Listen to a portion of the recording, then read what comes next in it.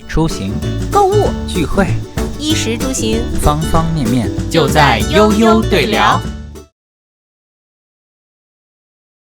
标准间，标准间，标准间实际是从英文 standard room 直接翻译过来的，一般就是指酒店里最普通的房间，有时候口语里我们叫做标间或者双人间。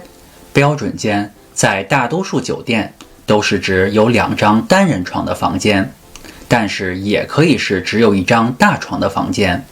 可能包括我在内，很多的中国人都说不清到底什么样的才是标准间。所以如果你订标准间的话，最好和服务人员确认一下，到底是1张大床的还是2张单人床的。是的，现在住酒店的时候，你经常可以听到大床房、标准大床房或者双床房的叫法，可能就是为了避免标准间的意思不清而使用的。让我们来看几个对话的实例吧。小优，你给陈总订酒店了吗？已经订好了，是个标准间。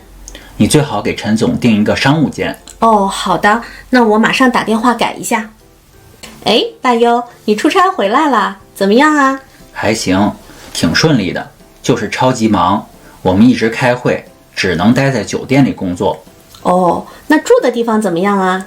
不怎么样，公司给我们订的就是一般的标间，结果订的时候还没有问好，我和同事2个人，可是里面只有1张大床啊。后来联系酒店才给换的双床的房间。